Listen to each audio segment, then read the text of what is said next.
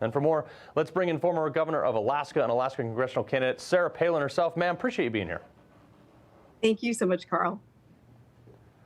All right, so I want to kind of go over this whole thing. Obviously, you were Trump endorsed, and you had a liking of the guy. I saw you at the 2016 victory party.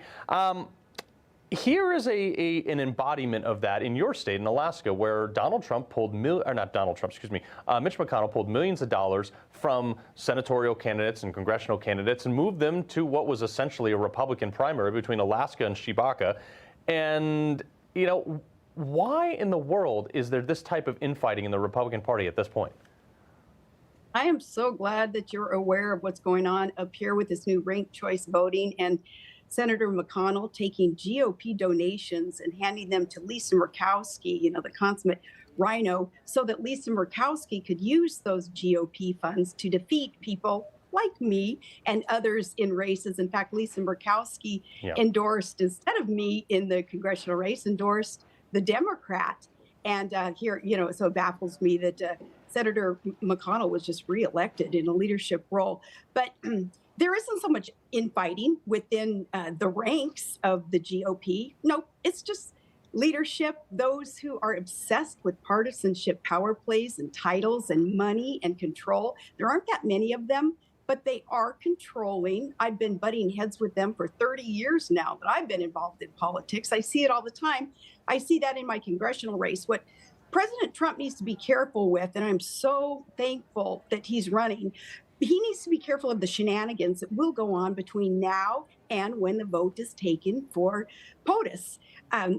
With ranked choice voting, and it's spreading across the country, it's not just here in Alaska now, but President Trump, he can't get the electoral votes even up here in Alaska if ranked choice voting is adopted and is a given throughout states. And if it stays in Alaska, my mission is to get rid of it up here in Alaska, because the GOP establishment in Alaska and elsewhere, again, it's not that many of them, they essentially choose who they want as the nominee. And they don't like President Trump. They'll be honest with you behind closed doors. They don't want Trump. So they will put up other Republicans or rhinos or Democrat plants, as I just saw in my own race, to go head to head with Trump, because ranked choice voting eliminates primaries. So it's a free-for-all. It's unconstitutional, too. It's not one man, one vote. So President Trump was up here in a rally, Carl, and he explained to the audience, even in this congressional race, he said, your fourth most popular candidate can actually win this thing. It doesn't matter how many first place votes you get.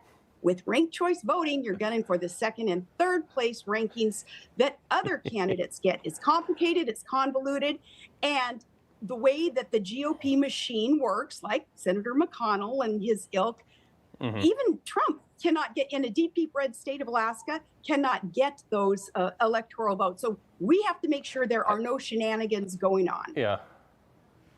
Governor, I'm sorry I'm laughing at this, but it is. It's like Common Core math meets an election. It is baffling to me that Republicans can get the majority and still the third or fourth person is now the Democrat congressman of Alaska.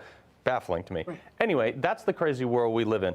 But if we're going to fix stuff like this, and people are asking this all over the place right now, and I talked about just before you came on in my monologue, which is getting that faction that voted for maybe Liz Cheney in the primary. There's a small group, but it's not small enough that it doesn't matter. Outside of what I talked about earlier, what does Trump do to start pulling some of those people over who not only loved his policies, but they ran on it, they raised money on it, they've talked about it, and don't support the man? Right. And again, I'm glad you're asking these questions, because we do need that faction of Republicans who aren't overly enthused about Trump, not nearly as enthused as I am. What we need to do, Carl, is make sure that they go fuel up their truck on their way to the polls. Make sure they stop at the grocery store and they see what inflation is doing to their pocketbook. We have to keep reminding these people, and we cannot invalidate them or dismiss them. Say it's only 20% of the GOP. It's an important 20%, and they do matter, and often they're just ill-informed. We need to just ratchet some things down to common sense, let them know what is actually going on with the economy and the crony capitalism and corruption within Congress and within the White House presently. And we need to remind these people that there's actually something that they can do about it. They can be effective and effectual. They can make a difference. We need to bring them on board and listen to them too. Sure. Now, that's what we need to do, but what does President Trump, you think, need to do? He needs to do the same thing. He needs to just keep doing what he's doing, and that is speaking to us where we are. It is amazing, as you talked about in your monologue, Carl, that here President Trump can show up at the Iowa Fair in a $5,000 business suit, and yet he still relates to Joe's six-pack to the rest of us. He has that gift. He has kind of an anointing in that arena even. So he needs to just keep doing what he's doing. He can't back down. He cannot bend because he's right on the policies. And, the more of us who are bold and don't preface our support of Trump with trying to explain, oh, I don't like this about him or that about him. Man, but we don't have time for any of that. We don't have time for those prefaces anymore. We have to just remind people what the policies are that he instituted, what Joe Biden has done to undo those good policies, and now this recognition that we need to get back on track with Trump. Yeah. Sir, I got about a minute left. You were a VP candidate once. What do you see in Trump's future for that? Oh, goodness. Trump's going to do what Trump's going to do. He's not going to check a bunch of boxes like probably Senator McCain's campaign did, Steve Schmidt and those yahoos who thought that they knew me better than I know myself, and check some boxes thinking that they could control a candidate. Trump isn't like that, and that's refreshing. It's good. It's why he doesn't like to be called a politician, because really, he's not a politician. Yeah, no, definitely not. He has broken the mold, thrown it away, and I don't think there will ever be anyone like him at all. Former Governor Sarah Palin, congressional candidate now. We appreciate you joining us very much, ma'am. Thanks. Keep up the great work, Carl. All right.